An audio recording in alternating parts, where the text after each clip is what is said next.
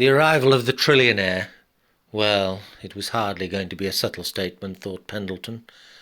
But the super yacht that entered into the Grand Harbour, Malta, was, to say the least, pretty obscene. It was a bloated piece of opulence that weighed in at 20,000 tons and measured out to 600 feet in length. Its 85 crew were all female, and they lined the gunwale in somewhat obscene, statuesque beauty.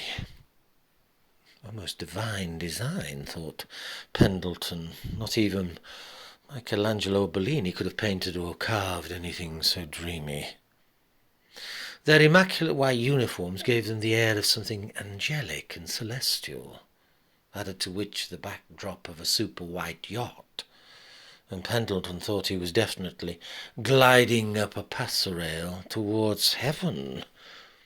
Once aboard, he realized the enormity of the vessel. There wasn't the slightest murmur or movement. In fact, eerie silence, as though he'd entered into a vacuum-sealed bell jar. But Pendleton wasn't impressed with wealth. In fact, he had an aversion towards it. He usually found out that anyone that purveyed such pretension and pomposity usually lacked, shall we say, spirit and personality. Doubtless, he thought, at the end of this celestial rainbow, there'd be another king wearing a crown, sat on a golden pot, with servants ready to polish his privileged posterior. Pendleton found the mammalian primate species to which he belonged very annoying. In fact, he looked upon it as a mistake of mortality. This arboreal adaptation cum contraption basically was a chimpanzee, which had enough testosterone to power a psychopathic elephant, and inside its brain it had a reptilian dinosaur brainstem to control it. No, this was a creationist catastrophe, thought Pendleton, and he had no intention of meeting its maker, who seemed complicit in, shall we say, contributing to the vicarious redemption of his crucified son, added to which 2/3 of all humanity now seemed to, shall we say, sport the god's head of supremacy. Inside carried the sacred schizophrenia of this very dangerous Abrahamic apartheid, which he'd come to actually, well, it was one of the things he intended to discuss, the almost satanic savagery of the sapien.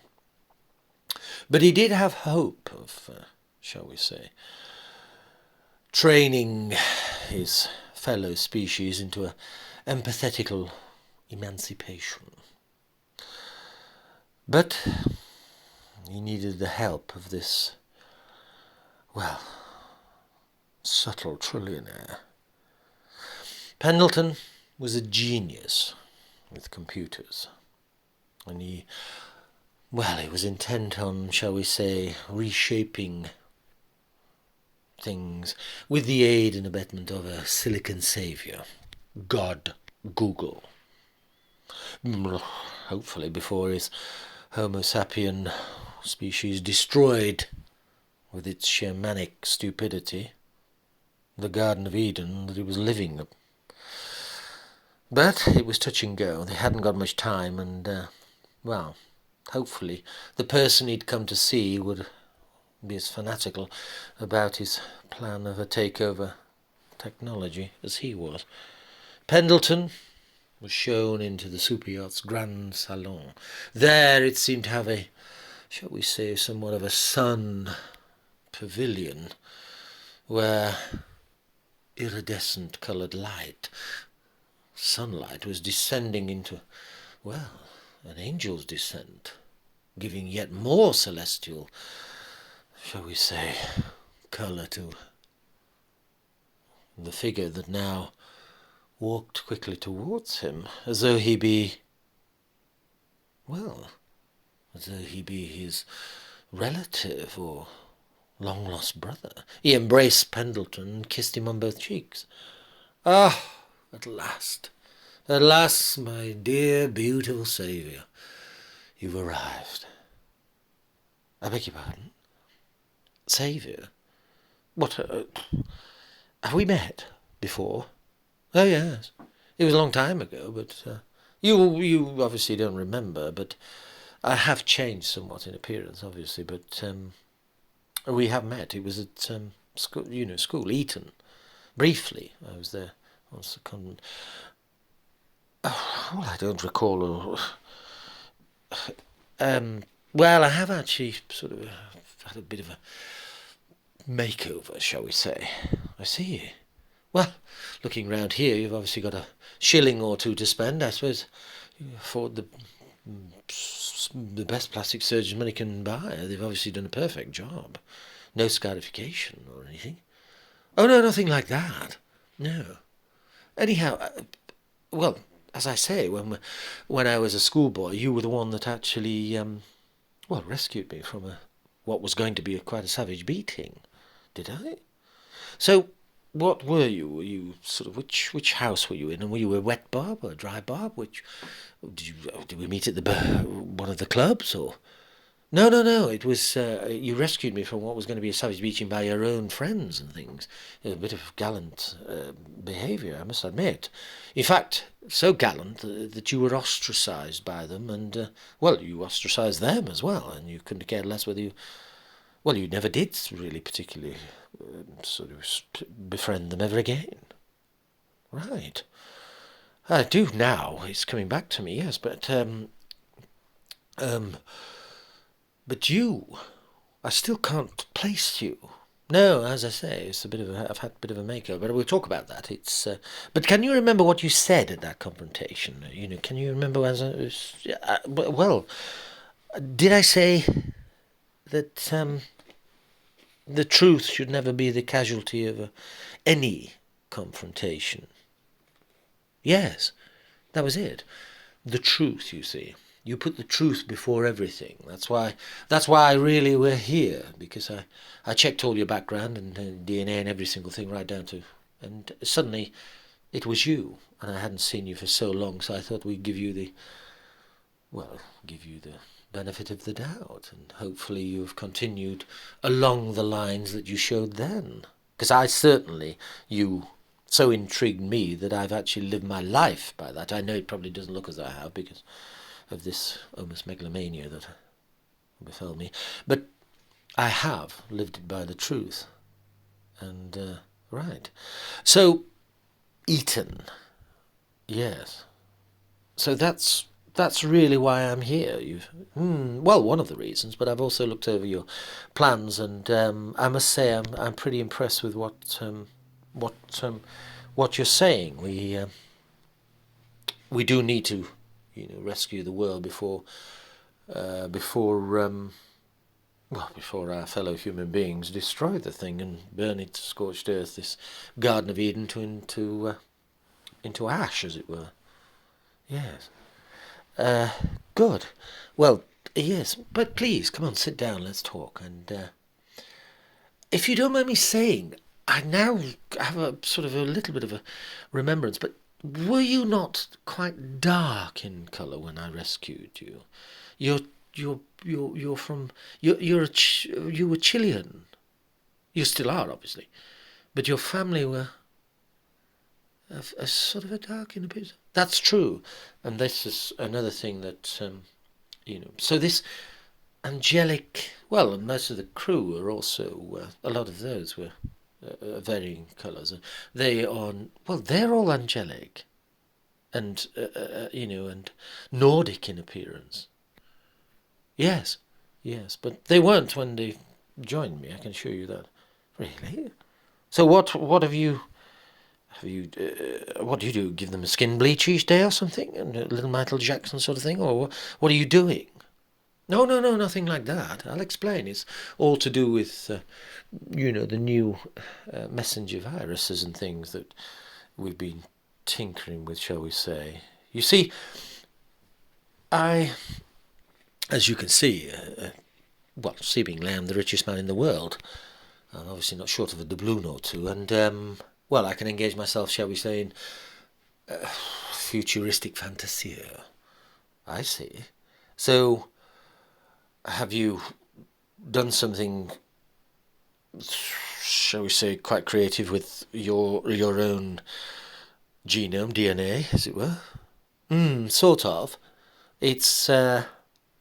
I think you better explain, because are you telling me then that all this crew that's here, yes, are the melanin has been altered in slightly, well, quite considerably in most cases, but right.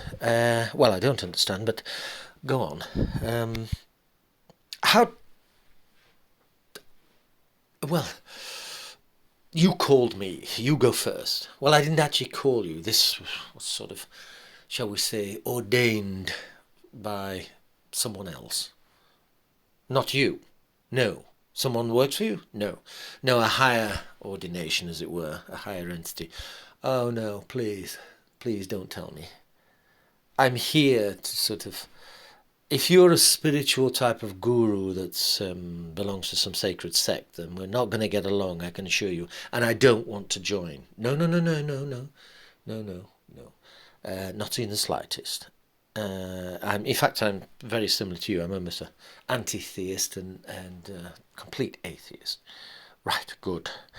If you don't mind me saying, you look very, very young to say that we met at school. In fact, you look so incredibly young that how old are your cells at the moment? If you've altered them, obviously, somehow, which we're going to find out how. Yes, well, they've altered me. And what age are you at now, roughly? I know, we're all 21. Right. You sure? As far as we know. I mean, obviously, I'm not. Obviously, I'm 59 years of age, same age as you. But, uh, so, so you're telling me that everyone here is, the entire crew and everything is 21 years of age. That seems to be the ideal sort of age for the supercell that we've created. I see. A supercell. Right. I thought this was going to be fairly simple, but obviously not. So, how's this happened? How have you? Well, as you can see, and as you've no doubt researched, I own virtually everything. But the main thing, the main reason that I've done this, the main reason I've become such a multi megalomaniac, in a sense, is to get my hands on all the technology. I needed the computers, you see, all the supercomputers. I needed them aligned to do what we have got to do, right? So have you discovered then, obviously, the meaning of life and the holy grail of immortality then? Not quite. But you're 21 years of age, and so is all your crew. Yes. And will I be? Well, I don't know. I don't know. It's found us, you see. I don't know whether it's going to jump on us. I don't know whether there's going to be a pandemic or anything. I don't think it is. It's just that, well, there we have it. It's altered my DNA. Right. I don't really understand. I don't quite get this at all. So you've got all the supercomputers, yes, yes, and I needed them. We don't have any time to lose, and of course, as you've seen with the pandemics, that we are now able to quickly come up with, shall we say, a new mRNA virus, well, messenger to quickly resolve cancers and obviously COVIDs and all this sort of different thing. And well, before, obviously, let's get back on track. Before our sort of mischievous mortal destroys everything and itself in this Garden of Eden, we're going to have to get moving rather quickly, because it's basically, I've looked at the computers and the computers are spat out. We virtually have a decade to arrest what they're doing, in a sense. So these supercomputers, then, what have you been doing with them? Well, we haven't been doing anything. We've let them run. We've given them their 6 degrees of separation from us, their freedom, and they themselves have been almost in competition and sort of cooperation with each other, and they've come up with everything. As you know, through your own experience, there's billions of increments they do each minute. What would take us 1,000 years, they do each minute. So many of them now, and well, it's come to our attention that they're also, I don't know how, but you remember Immanuel Kant, of course, do you? Yes. You remember what he said? He had this almost, he called it synchronicity, that alarming substance of, shall we say, coincidence that comes together and, well, aligns and... well, these supercomputers of ours seem to have created the perfect situation or environment for this to happen. Almost they create a singularity of alignment where the synchronicity can happen. It's almost spiritual, or it seems rather spiritual. I see. But I've not really explained. Well, you've not particularly had much to do with these computers. I mean, they do cost £1 billion each, so you're hardly going to get your hands on one, but you will. And this is where, So you're definitely not a sect or anything, because I don't want to be, I don't want to be joining your crew if you're... No. And, I'm similar to you. I do really want to shine a window of hope, a light of hope into this incredible darkness of the silliness and savageness that our Homo sapien is involved in. I want us to combat that together. So, with our computers and this and that, immunization, we can hopefully, bring about a complete change and make up. Good. So, how did you alter your own DNA, as it were, or how did the supercomputers come up with the necessary code? Well, that's incredible, because that's the thing I'm talking about. They came up with this all on their own, and is it everlasting? Well, we don't know, but it does rejuvenate.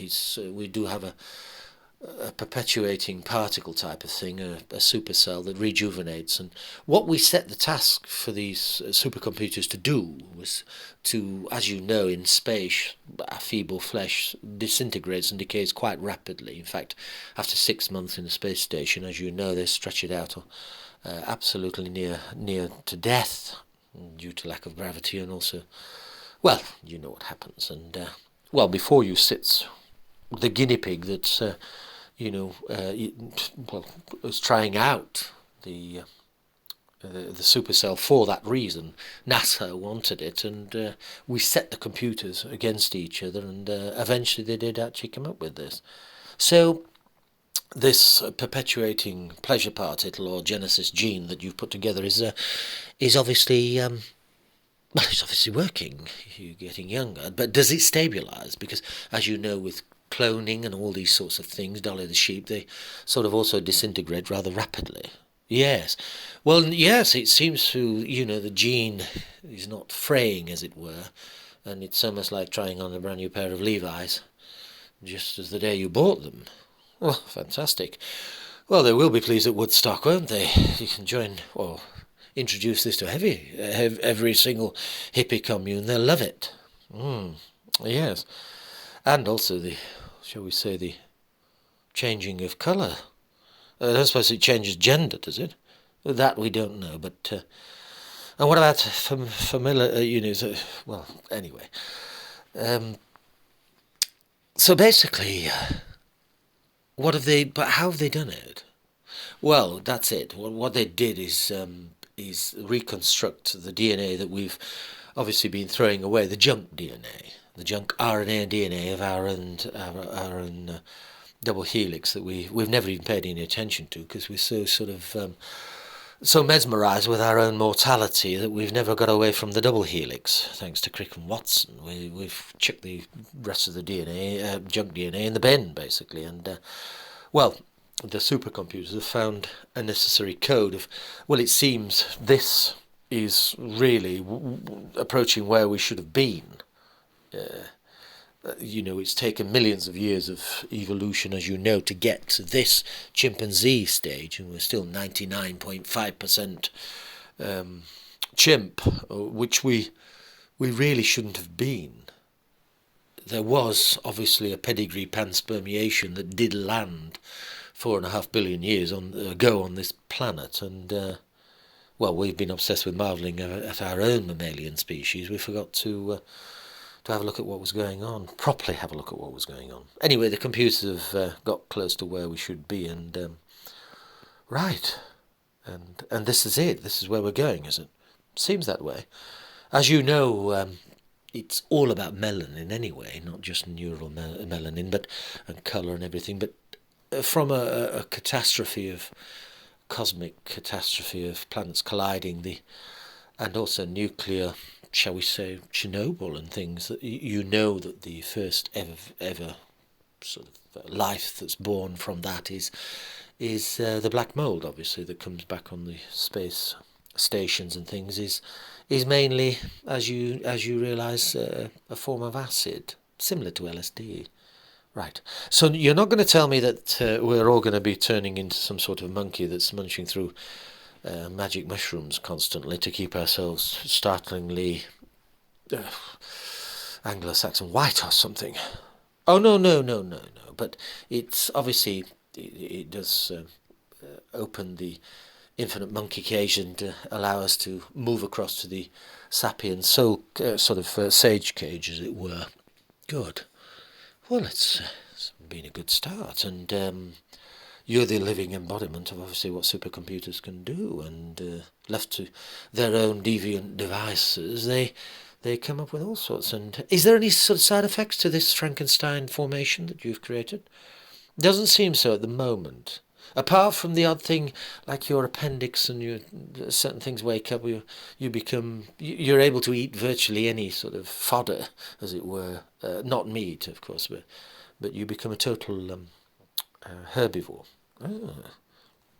Appendix and tonsils and all that sort of begin to work again. But the main thing we've found, which is what I'm coming to, the most impressive thing, obviously, is the decalcification of your pineal gland inside your brain. It's which has always been a bit of a misnomer, the third eye, as it were, as René Descartes said, it's where the soul sleeps. But well, we don't know about that. But anyway, it does all sort of decalcify that, and that's why you will have probably been dream timing me and me dream timing you during the night, because I think we're almost twinned in sentience and sense, as it were, because we found that with this sort of massive decalcification, it also, as you realise, it's right where the blood-brain barrier meets, and most of everything flows over it. But also now that it's awoken, shall we say, the third eye is open, that we found that the synaptic spark is incredible, and this offers what? Well, sort of almost a sort of an ESP understanding between each other without being too coy. I have a signal and you have a signal, and we seem to be tuning in, as it were. And I think what's happening is obviously the cosmic microwave background somehow is being channeled, or parts of something is being channeled. So you've become sort of a radio receiver or something, an unplugged TV or something. Well, possibly some sort of star static is entwining us together, shall we say? And well, you know how many trillions and trillions of tons of the Big Bang cosmic background stuff's there. It's masses and masses of it. Anyway, you seem to be tuning in on the same wavelength as what I am, and the supercoms, well, they're picking up on it also, and it's become quite a continuum, as it were, as it is from the Big Bang. I mean, it's been a continuum now for 13.5 billion years, but we've not really been completely involved. So don't tell me then that you're, shall we say, transmitting this back to the mothership, as it were. No. But as Kant and Descartes hinted at, it does have a sort of spiritual mystic intrigue to me that, shall we say, everything seems to be linking in a signal type of singularity. Right. It seems quite bad. Is it binary what you're getting or what you're feeling? No, not at all. Right, so how are the computers? Well, I don't know. This is the thing. There seems to be a line more than just what we think. The synchronicity and the singularity is very, very strange. And what else have you found? Well, that's another alarming thing. Do you remember the Star of Bethlehem? Oh, God, here we go. What did I say at the beginning of this conversation? I don't want to be joining any sort of Abrahamic apartheid or I don't sect of any sort.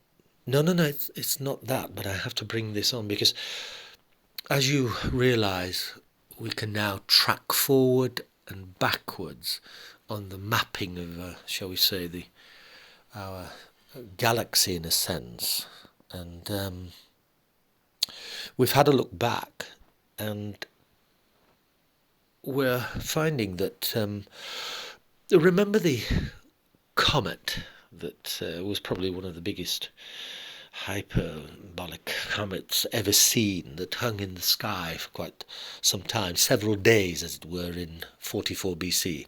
Well, we've had the computers track back, and that is also part of this equation. The comet that was there has relevance to this, right? How? Well, as you know, it was called the Caesar star. Everybody thought it was the soul of Caesar because he'd been murdered at that time, around 44 BC exactly. But go on. Well, the supercoms, as you know, can track forward too, and it seems that everything is aligning again for this thing to. Well, it's on its way back basically, and it is sending a signal. Not via you, surely. Well, it's so faint with me. I mean, I do dream time this. There is something. But the computers and everything points to this thing arriving back, which is very, very unusual, as you must realise. So, the alignment of everything and this junk DNA and the supercell and the Genesis gene, do you think this is something to do with it? Well, that's the thing. We were looking at the computers and we suddenly found out that the code for all alignment of the junk DNA, which is in me and also in my crew, of course, is not just a coincidence, or it's, well, what are you saying? Well, the digitalization of all DNA on the planet, as you know, we've been obsessed with it to such a point for decades and decades that we've analysed every single thing, every soil sample, every core sample that's ever been taken, and let's face it, the Earth is now like some Swiss cheese with the amount of stuff that we've pulled out of it, mainly for shale gas and oil exploration and everything. Go on, but what? Well, it seems that one of the core samples that under the permafrost in Russia found a deposit of something that was pure from millions and millions of years ago, billions of years ago, whether we just don't know yet. But we can only go back so far, a million years or something, can't we, in DNA? It's not DNA. It's not RNA or DNA. There seems to be some sort of almost compressed. Is it biological? No. So what is it? Well, all we can call it is an etrNA at the moment. What, an extraterrestrial RNA? Yeah, but it's not an RNA. Is it protein? No. Is it alive? I don't think so. Is it dead? It's just, it sends out a code similar to quartz, like a digital watch, but much more than that. Much more than that. So So what is it? We don't know. But you do realise that the comet was at probably the same time as what? You're not going to tell me that this is some sort of second coming, are you, of God Google or... Jesus Christ, you are. Exactly, Jesus Christ. We don't understand. It's like some sort of reenactment of a digitalized deity. We don't know how it's happening, but the singularity and the synchronization and synchronicity of everything is aligning to this point, digitally. Oh my God. Exactly. So much for our, shall we say, atheism, eh?